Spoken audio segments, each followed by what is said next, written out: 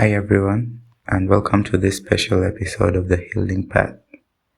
Today, we're talking about something very important and sensitive: suicide.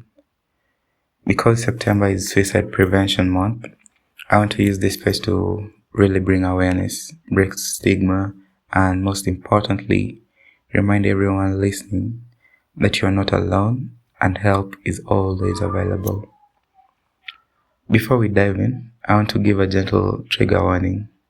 In this episode, I'll be talking about suicide and suicidal feelings. If this feels heavy for you, please take care of yourself first. You can pause here, step away, and come back later. And if you're struggling right now, please reach out for help. Our number that you can reach out to us if you are in Kenya, it's 07 40 244 400. Or you can just search Azzura Foundation, Azzura Foundation on all social media platforms. You'll find us there. And if it's in an emergency, you can dial 999 or 112. I'll put the numbers down in the notes so you can have them. So, why are we talking about this? Because suicide is not about weakness or failure. It's a public health issue, really, and it touches most families, communities, and people of all ages. The truth is, behind suicide are multiple layers of pain: feeling hopelessness, trapped, or believing things will never be better. And yet, with support, healing is very, very possible. Many people who once thought about suicide are alive today, living meaningful lives, and their stories remind us that hope is real and help is always there for us. In today's conversation, we'll talk about warning signs to look out for, how to support someone who may be struggling, and the importance of open, compassionate conversations with people. Be it family, friends, or just a stranger you've met and you're seeing they're really having a shitty day and you just want to help. Yeah. So let's dive in.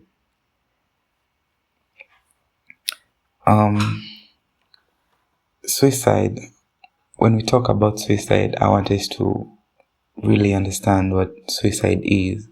And suicide doesn't have one single cause. Often, it's a result of different factors coming together. Talk about mental health struggles like depression or anxiety, experiences of trauma, overwhelming stress, or feeling isolated and unseen. People who are suicidal don't necessarily want to die. Many times they just want the pain to just stop. That's an important distinction, and that's why conversations really matter. Talking about suicide openly and without judgment can really save lives. So there are some warning signs we should look out for, and some warning signs that someone may be struggling with suicidal thoughts. They can look different for everyone, but I'm going to mention just a few that you should really pay attention to.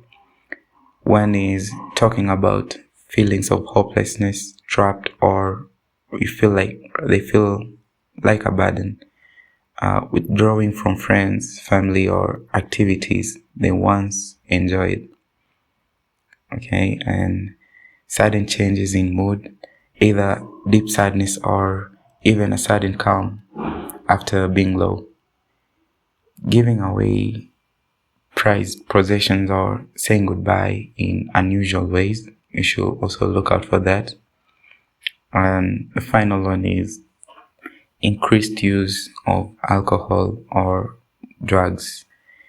If you notice these signs, it doesn't mean someone will definitely act on them, but it's always worth checking in. Sometimes simply asking, hey, I've noticed that you've been down lately. Are you doing okay? Can open a door to life-saving conversations. How can you really support someone? Now, if someone does open up to you, what can you do? First, ask directly. Is it okay to say, are you thinking about suicide? Many people fear that asking might plant the idea, but really, when you look into it, it's the complete opposite. Asking gives relief and it shows care and just opens that door for someone to really talk about what they're going through. Second is you listen without judgment. This is not the time to argue, lecture, or give quick fixes. Just listen and really listen to them. Pay attention to what they're saying and tell them that you hear them. And that really sounds painful. Just be human, if that makes sense. And then the other thing is ensure safety. If someone has a plan and the means don't, and that means don't leave them alone. You see someone is really talking openly about suicidal thoughts or sharing what they are sharing with you, and then you just want to go ahead with what you are doing. That's not really okay. Just try to remove anything harmful if it's safe to do so, and help them connect to professional help immediately. Finally, follow up. Healing isn't instant. It really takes time, a lot of time. And a simple text or checking in, a call the next day or the next day after, you can say, I'm thinking of you, how are you doing today? That can really make a huge difference. Yeah. Then talking about suicide isn't just about the pain. It's also about the hope that comes after.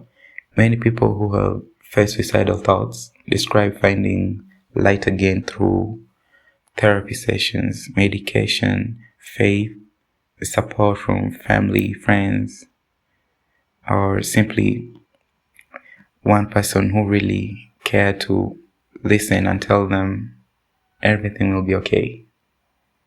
Yeah. And that's it for today.